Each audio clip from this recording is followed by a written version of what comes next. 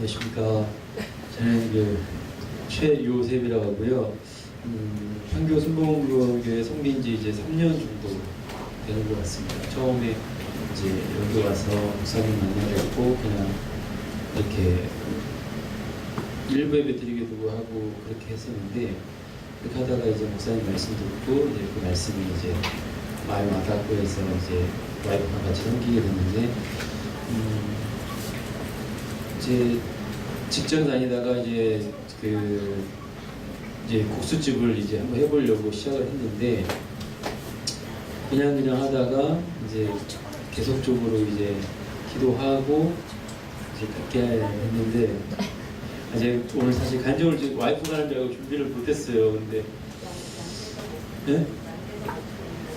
양재점이요. 그래서 지금 이렇게 해서 했는데, 양재점 같은 경우는 기도로 준비를 한 상태였고, 금액적인 부분이랑 월세적인 부분, 그다음에 권리金부분이 우리가 기도했던 그 금액대로 지금 딱 되었고, 이제 기도하면서 이제 프랜차이즈 준비를 하고 싶었는데, 사실 제가 가지고 있는 능력이 한계가 있었는데, 하나님께서 프랜차이즈를 하시는 사람을 붙여주셨어요. 그래서 그분들을 통해서 지금 영업을 하게 됐고, 지금 양재점 같은 경우는 지금 이제 그분들이 한 팀이 돼가지고 첫 1호점이 되는 거죠. 프랜차이즈 1호점이 돼서 지금 이게 이제 시작이고, 하나님의 기대함이 여기 있다고 생각합니다. 그래서 이것이 저희 국내에서는 사실 1,500개를 예상하고 기도하고 있고, 해외는 3,500개를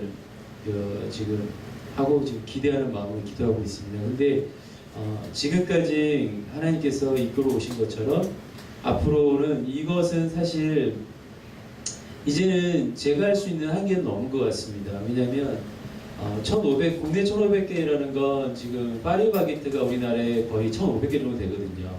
근데 이제 이 적은 규모로 1,500개 할 수 있는 건 다윗이 골리앗을 이제 친 것처럼 반드시 하나님께서 이 다사면을 통해서 하나님이 일을 하시는 거기 때문에 저는 그렇게 되리라고 지금 믿고 있고 가고 있습니다. 해외 3,500개는 그것 또한 사실 제가 할 수 있는 영역은 사실 없고요. 이것은 하나님께서 반드시 하실 거고, 저의 CEO는 하나님이시고 지분의 51%는 하나님이 갖고 계십니다. 그래서 저는 그냥 직원으로서, 하나님의 직원으로서 일을 하다가 재밌고 즐겁게, 그러니까 사실 양재점 오픈하면서 인간적인 마음은 상당히 힘들었어요. 어려워. 왜냐하면 제 성격이 있고, 제가 이제 딱딱딱딱 이렇게 안 되면 막 스트레스 지수가 엄청 높아지는 사람인데, 정말 일 처리는 상당히 잘 안 됐습니다. 진짜로. 그리고 되게 제 마음에 안 들었고, 하지만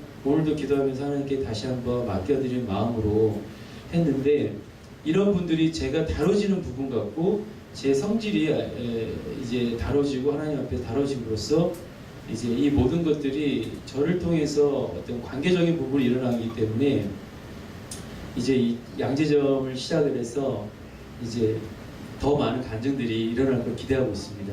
그 소망이 있고, 1호점, 2호점, 3호점 생길 때마다 진짜 저희 안에 부흥이 같이 일어날 것 같고요. 이 부흥을 통해서 이제 이 자리가 채워질 것이고, 올해 또 전도왕은 놓치고 싶은 마음이 없어서 열심히 하고 있습니다. 이 자리 마련하게 해주신 하여튼 목사님 통해서 지금 이렇게 계속 가고 있고요.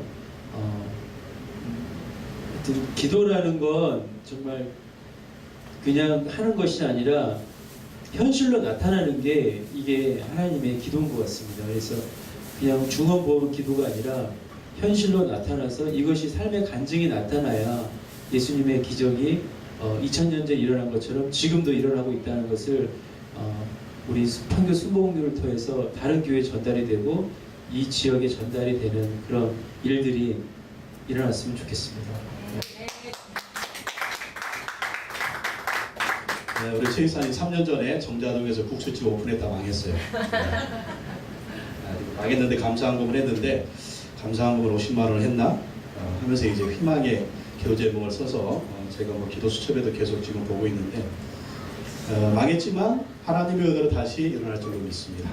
그러면서 하나님 어떻게 역사하시는지 계속 봤는데 역삼동에 오픈하고 또 교대점에 하나 오픈하고 또 거기 다른 사람 잘 넘기고 양재점에 하면서 또 프랜차이즈로 항상 꿈을 꾸고 기도만 하고 있었는데 프랜차이즈 전문가들이 붙었어요.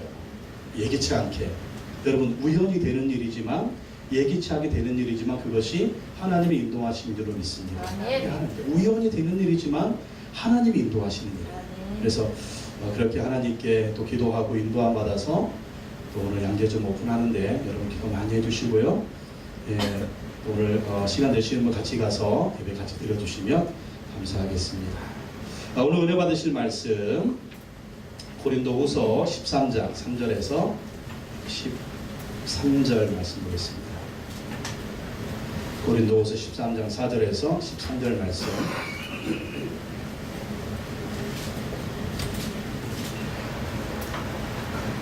교도하시겠습니다. 그리스도께서 약하심으로 십자가에 못 박히셨으나 하나님의 능력으로 살아계시니 우리도 그 안에서 약하나 너희에게 대하여 하나님의 능력으로 그와 함께 살리라. 너희는 믿음 안에 있는가 너희 자신을 시험하고 너희 자신을 확증하라. 예수 그리스도께서 너희 안에 계신 줄을 너희가 스스로 알지 못하느냐. 그렇지 않으면 너희는 버림받은 자니라. 우리가 버림받은 자 되지 아니한 것을 너희가 알기를 내가 바라고 이는 우리가 옳은 자임을 나타내고자 하는 게 아니라 오직 우리는 버림받은 자 같을지라도 너희는 선을 파괴하고자 합니다. 우리는 진리를 거슬러 아무것도 할 수 없고 오직 진리를 위할 뿐이니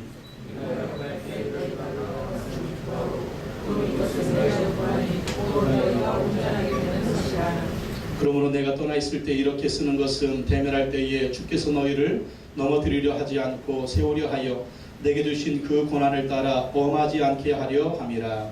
마지막으로 받으니 그들아 기뻐하라.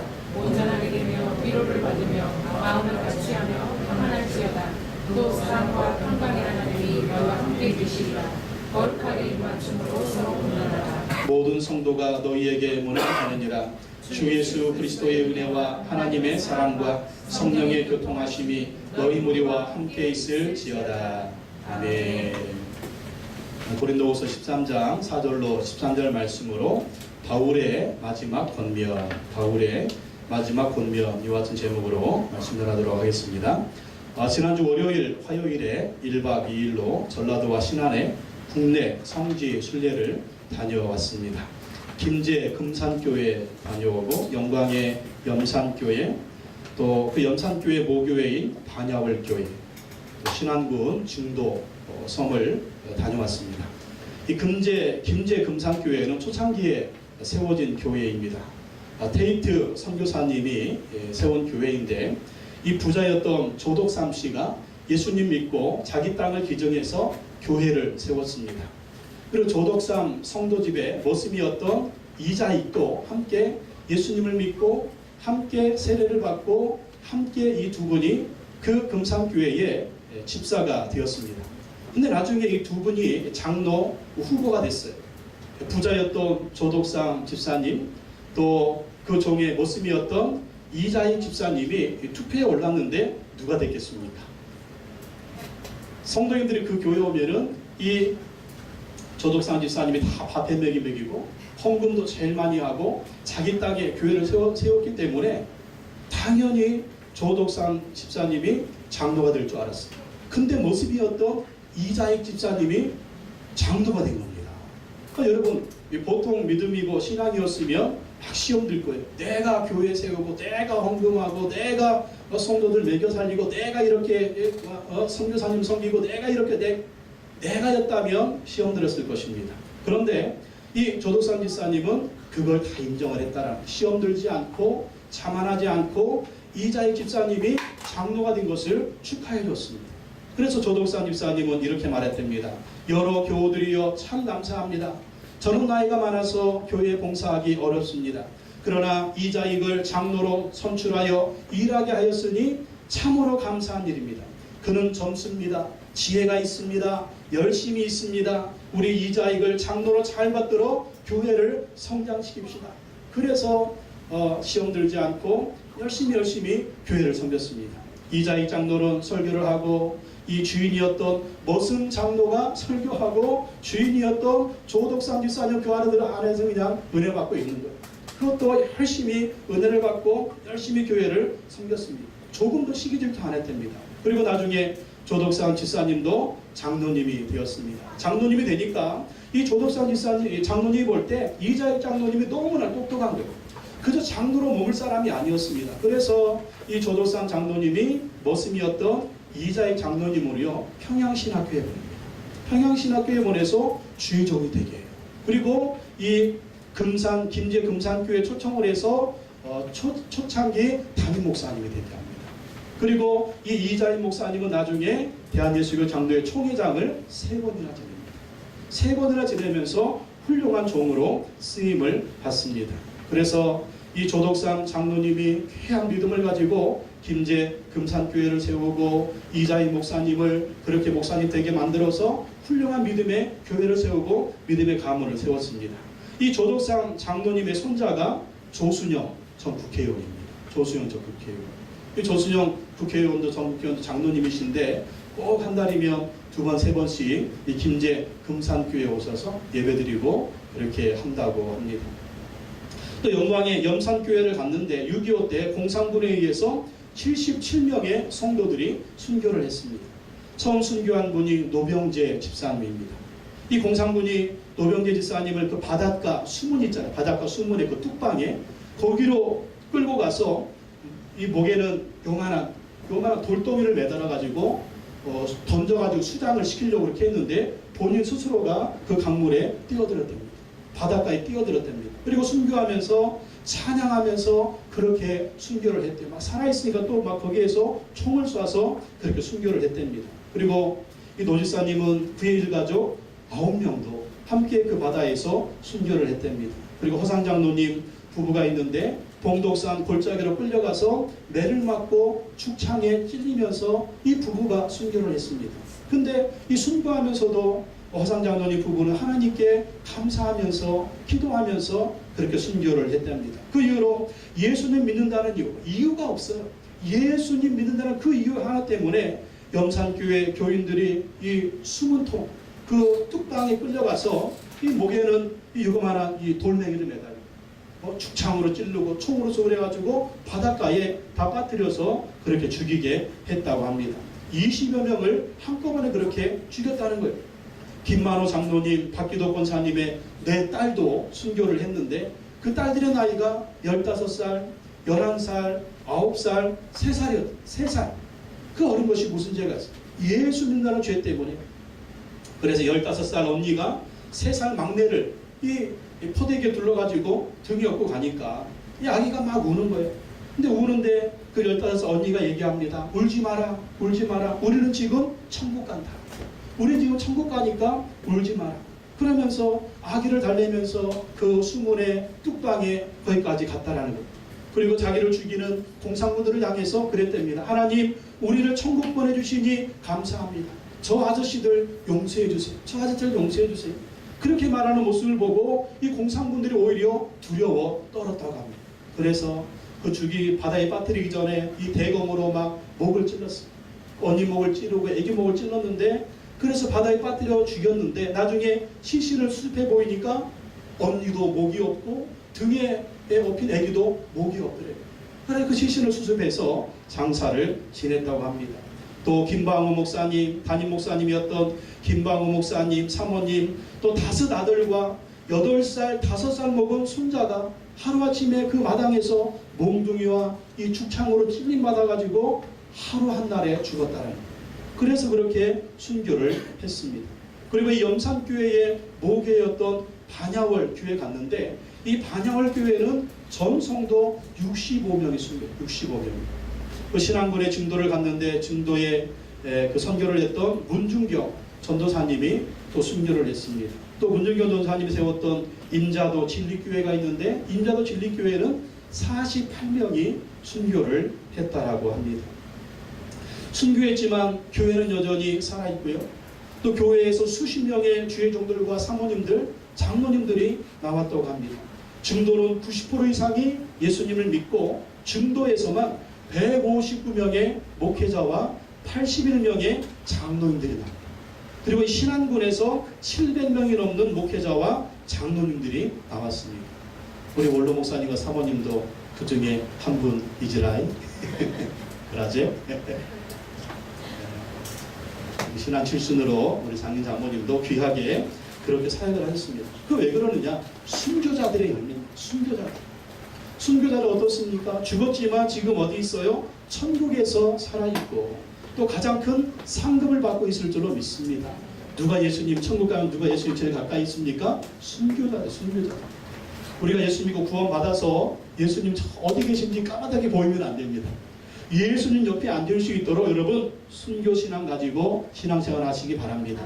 하나의 미랄이 땅에 떨어지면 죽어버리지만 그 미랄이 떨어 죽었을 때 수많은 열매를 맺게 되는 것입니다. 우리가 왜 지지고 볶고 싸웁니까? 죽지 않으니까 그래요. 죽지 않으니까 지지고 볶고 싸우고 정말 우리가 못된 성격, 못된 이 옛사람을 죽여야 하는데 여전히 살아있으니까 변화도 없고 열매가 없는 거예요. 여러분 사는 것도 은혜지만 죽는 것도 은혜입니다. 이 순교를 통해서 그분들의 이름이요 다 그냥 써 있어요. 여기저기에 써 있는데 교회는 더 큰 교회 져놓고 있고 기념관 져놓고 있고 한국의 전국에서 막 성도들이 1년이면 5만 명, 7만 명이 찾아 5만 명, 7만 명. 한 달이면 어떤 교회는 500명씩 찾아온답니다. 영광스럽다라는 거예요. 그분들은 죽었지만 지금도 살아서 우리에게 말씀해주고 있는 것입니다. 그래서 우리도 순교의 영성을 본받아야 될 줄로 믿습니다.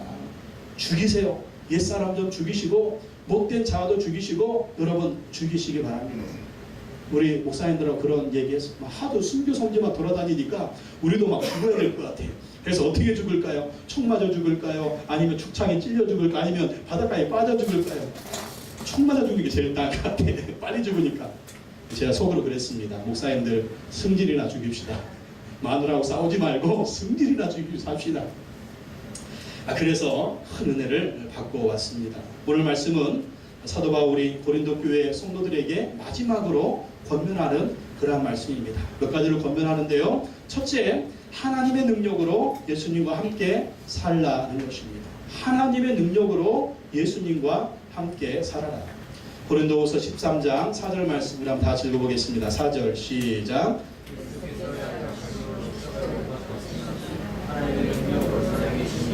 그리고 그 안에서 약하니 저희에게 되어 하나님의 능력으로 그와 함께 싸우리라. 그리스도께서 약하심으로 십자가에 못 박히셨으나 하나님의 능력으로 살아계시니 약해서 예수님 죽었지만 십자가에 죽었지만 하나님의 능력으로 다시 부활시키셔서 살아계신다는 것입니다. 우리도 그 안에서 약하라. 사도 바울도 약하지만 너희에게 대하여 하나님의 능력으로 그와 함께 살리라. 나도 약하지만 하나님의 능력으로 예수님과 함께 살고 있고 나는 예수님과 함께 사니까 나는 강건하다. 그렇게 고백을 하는 것입니다. 고린도 교회 성도들 중에 일부는요 바울을 이중적인 인물이라고 비난을 했습니다. 왜냐하면 바울의 서신서나 편지들을 보면은요 굉장히 강합니다. 근데 바울이 그 고린도 교회 성도들 앞에서 말할 때는요 굉장히 약했어요. 그리고 눈에 병까지 있었습니다. 그러니까 외모적으로 볼 때 바울은 말도 약하죠. 눈에 병도 있죠. 고린도 교회 성도들이 볼 때 이 사람은 이중적인 사람이다. 자기들 앞에서는 삐리삐리한데 또 이 편지를 쓰고 또 이 전달 이 메신저를 보낼 때는 굉장히 강하니까 왜 저러냐? 사람이 강하면 강하고 약하면 약하지 편지를 강하게 쓰고 자기들 앞에 서면 약한 모습을 보이니까 바울은 이중적인 사람 이렇게 비난을 했어요. 근데 바울이 그들 앞에서 왜 약한 모습으로 섭니까? 나는 약하지만 누가 드러나게 하려고? 예수 그리스도가 드러나게 하려고. 또 나는 약하지만 예수 그리스도의 능력이 자기 안에서 역사하도록 자기의 약한 모습을 보였다라는 것입니다.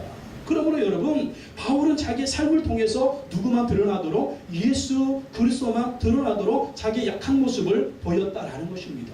예수님도 보십시오. 예수님 항상 강했습니까? 그렇죠. 예수님 귀신도 쫓아내고 병자도 치료하고 죽은 자도 살리고 또 외식하는 자, 회친한 자들 예수님이 채찍 휘둘리면서 성전을 갈아엎고 이 외식하는 자식들아, 독사의 자식들아 그런 강한 모습이 있었습니다.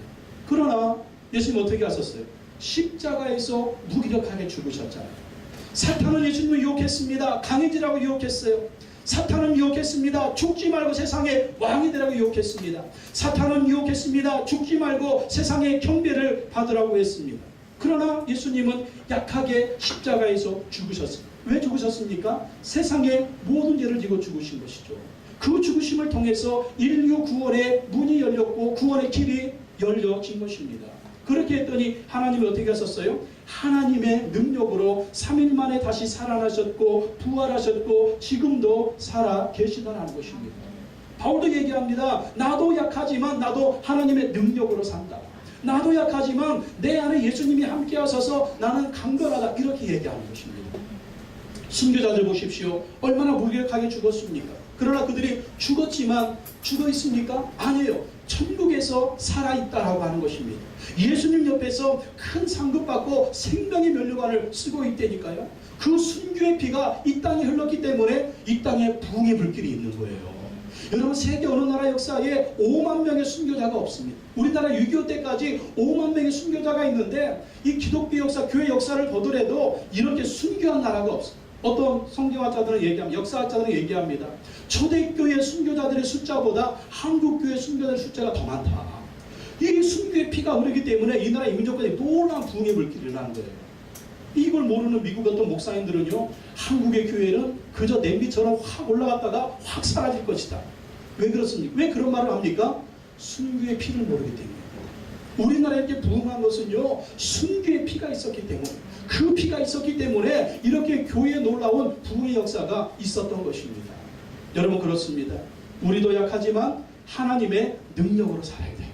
우리도 약하지만 하나님의 능력을 의지하고 살아야 됩니다. 그러면 우리가 강건해지고 예수님의 능력이 우리 안에 있어서 우리도 강건하게 될 수가 있다는 것입니다. 여러분, 약한 모습으로 여러분 방치하지 마세요.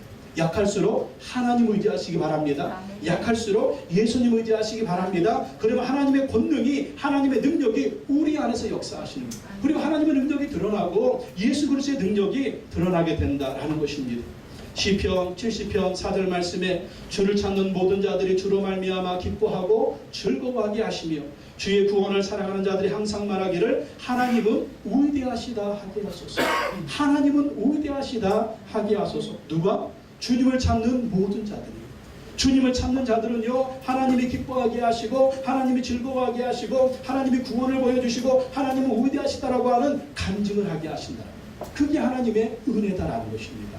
그렇기 때문에 우리가 항상 약하고 힘들고 연약할수록 하나님을 의지하고 하나님을 의지하고 하나님의 능력으로 살아야 됩니다. 하나님을 의지하고 예수 그리스도의 능력으로 살아야 됩니다. 그러면 하나님 우리에게 힘을 주시고 은혜를 주시고 능력을 주셔서 반드시 승리하게 하실 줄로 믿습니다. 또한 두 번째 권면합니다. 예수님을 마음에 모시고 있는지 확인하라.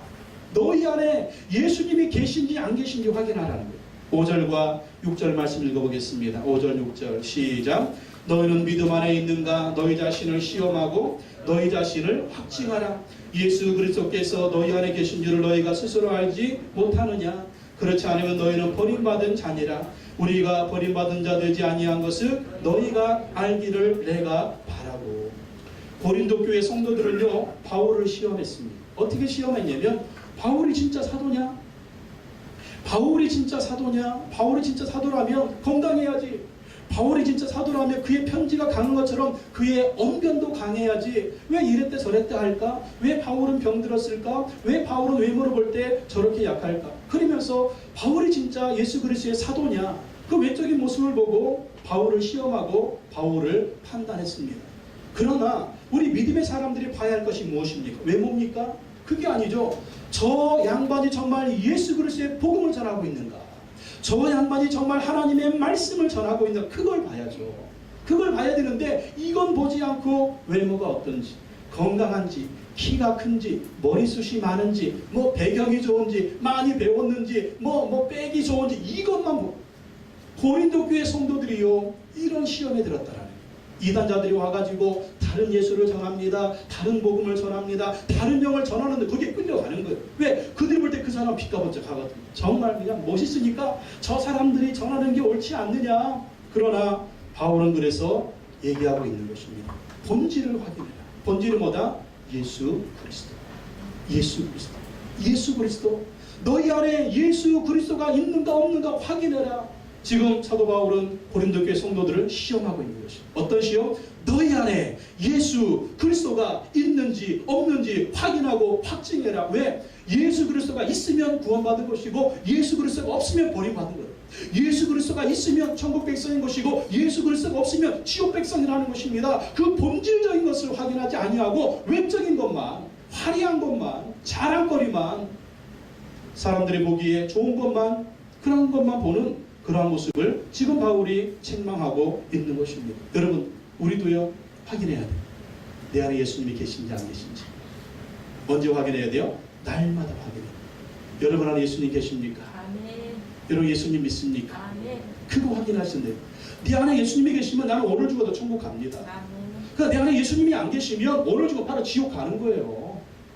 그거 확인하셔야 된다니까. 날마다 여러분 부부싸움 하면서 뭘 확인해야 돼? 내 안에 예수님이 계신지 안 계신지 그거 확인해야 돼요. 내가 죄 지으면서 내가 정말 내 안에 예수님이 계신가 안 계신가 그거 확인해야 돼. 예수님 잠깐 저기 좀 나갔다 들어오세요. 그럼 한 번 그냥 보여주게 이러면 안 된다니까. 내 안에 예수님이 계시면 그렇게 살 수가 없다라는 거예요. 지금 사도반에 그거 점검하는 겁니다. 너희들 안에 예수 그리스도가 계시면 내가 사도인지 아닌지 바로 확인할 수가 있다라는 거예요. 지금 너희들이 왜 그렇게 난리 부르스를 치고 있느냐? 왜 그렇게 믿지 않는 자처럼 살고 있느냐? 왜 다른 영을 쫓고 다른 복음을 쫓고 다른 예수를 쫓고 왜 이단자를 쫓느냐? 너희 안에 예수가 있는지 없는지 없으니까 그러는 거 아니냐? 그래서 너희 안에 예수님이 계신지 안 계신지 확인하라는 거예요. 왜 우리가 우리 마음대로 살까요? 우리 안에 예수님이 안 계시니까. 왜 우리가 그렇게 지지고 볶고 싸우고 살까요? 내 안에 예수님이 안 계시니까. 나는 왜 이렇게 능력이 없을까요? 내 안에 예수님이 안 계시니까. 계시긴 계시죠. 계신데 예수님 믿음이 우리 안에 들어오시는데 예수님께 순종하지 않고 내 마음대로 삽니까? 예수님 왕이라고 고백하면서 예수님 주인이라고 고백하면서 정작 살아갈 때는 내가 왕이고 내가 주인이고, 그러니까 이걸 보고 성경에서는 육신에 속한 그리스도인이다, 영에 속한 그리스도인이 돼야 되는데 영에 속해서 예수님 말씀 순종하고 영에 속해서 예수님 말씀 따라가고 영에 속해서 예수님 닮아고 이래야 되는데 육신에 속한 그리스도인이야. 내 마음대로 사는 거 내 마음대로. 예수님 믿기는 믿죠. 예수님 모시긴 모셨죠. 그런데 예수님 저 다락방에 그냥 예수님 거기 가만히 계세요. 가만히 계세요. 가만히 계세요. 예수님 모셔드려가지고 예수님 그냥 골방에 그냥 딱 모셔놓고 그냥 내 마음대로 내가 왕이고 내가 주인이고 내가 이러니까 변화도 없고 열매도 없고 맨날 죽고 맨날 되는 일도 없고 맨날 예수 믿어도 교회 다녀도 정말 변화의 열매 하나도 없고 성령의 열매가 뭐요? 막 이러면서 왜 그러냐? 그래서 오늘 사도 바울이 얘기합니다. 너희 안에 예수님이 계신지 아니면 그거 확인하라. 무슨 말이에요? 예수님이 너희 안에 계시면 그렇게 살 수가 없다. 너희 안에 예수님이 계시면 그렇게 살 수가 없다라는 거예요. 예수님이 계시면 예수님께 순종하고, 예수님이 계시면 예수님 닮고, 예수님이 계시면 예수님 따라 살고, 예수님이 계시면 예수님 말씀 붙들고 의지하고 그렇게 살아야만이 예수 믿는 사람이다라는 것입니다. 여러분 안에 예수님이 계십니까? 그러면 그 예수님 모시고 산다면 그 예수님 말씀에 순종하십시오. 그 예수님 따라 사십시오. 예수님 닮는 사람이 되십시오. 예수님 왕이십니다. 왕이신 예수님께 순종하십시오. 그러면서 성령의 열매를 맺고 예수님과 함께 천국 소망, 부활 소망, 재림 소망, 이 소망 가지며 우리가 살 수가 있다라는 것입니다. 우리 순교자들 그렇습니다. 천국 소망이 확실했습니다. 이 천국 소망은 예수님 잘 믿고 성령 충만할 때 나오는 것입니다. 그 순교한 성도인들이 그 순교할 때만 반짝 나는 예수님 믿습니다 하고 이랬을까요? 아니에요. 평소의 신앙이 순교 신앙이었어요. 옛사람은 죽이고 오직 예수 그리스도를 바라보며 오직 예수 그리스도 안에서 천국 소망 가지고 살았다라는 것입니다. 그러니 그들이 믿음 생활하면서 정말 그 순교의 순간에도 그 신앙으로 믿음을 이루고 있어요. 어떤 분들은 그래요. 나는 공산군이 들어와서 내 목에 총을 가르고 예수님 믿지만 나 그때 순교할 수가 있어 이렇게 얘기하는 분들 있죠. 오늘 순교하세요. 오늘 순교하시라니까. 오늘 내 승리를 죽이고 내 못난 옛사람 죽이고 나 그냥 그 악한 예전의 습관들 죽이고 그래야 그 순간이 와도 우리는 주님 앞에 당당히 설 수가 있다라는 것입니다. 매일 점검하십시오. 항상 점검하십시오. 내 안에 예수님이 계신지 안 계신지. 그래야만이 우리가 승리하는 신앙생활을 할 수가 있다라는 것입니다. 세 번째, 온전한 자가 되라는 것입니다.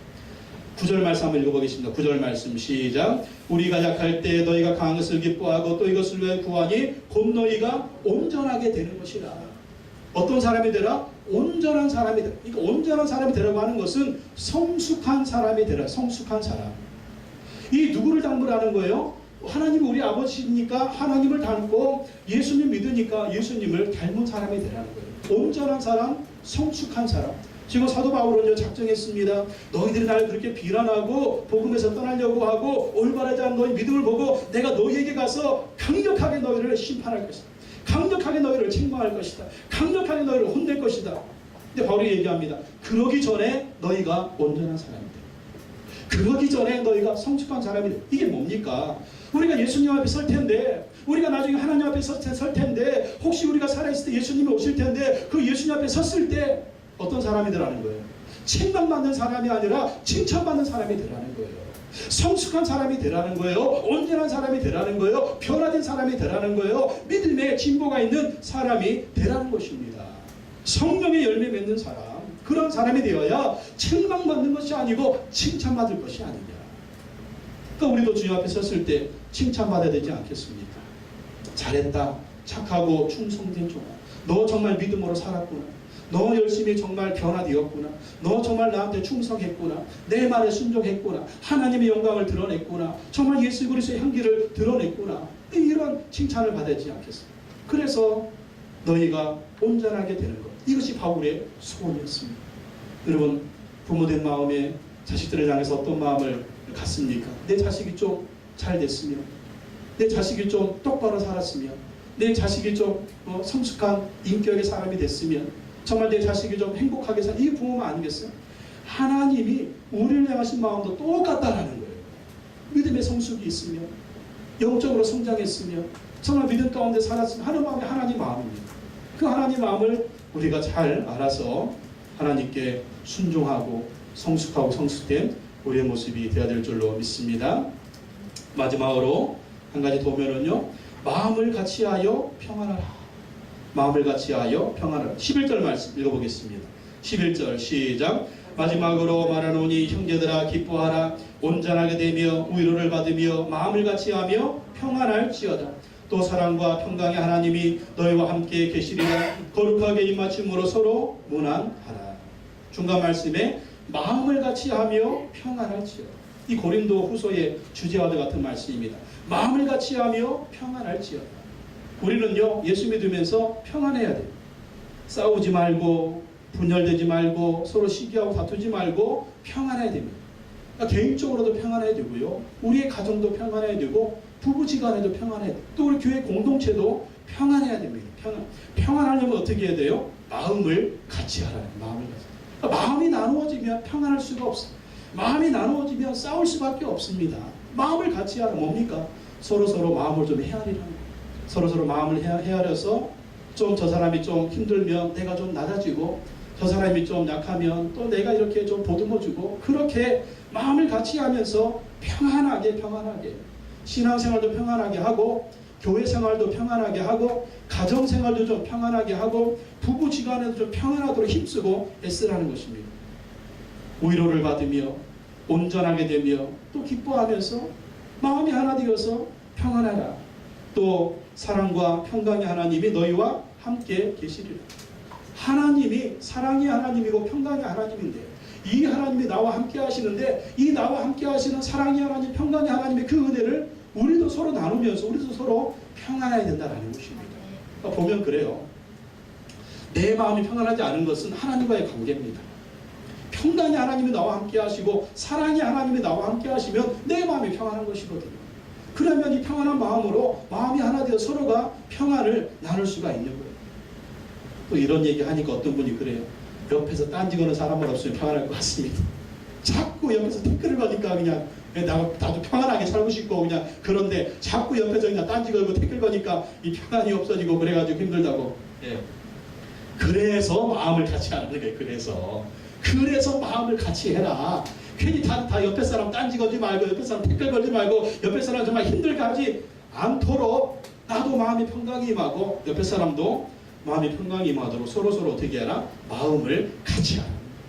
그래서 여러분, 어떻게 쓰든지 내 마음도 그렇고 내 집안의 사람들, 교회 공동체도 그렇고 평안을 깨는 행동은 절대 하지 마세요.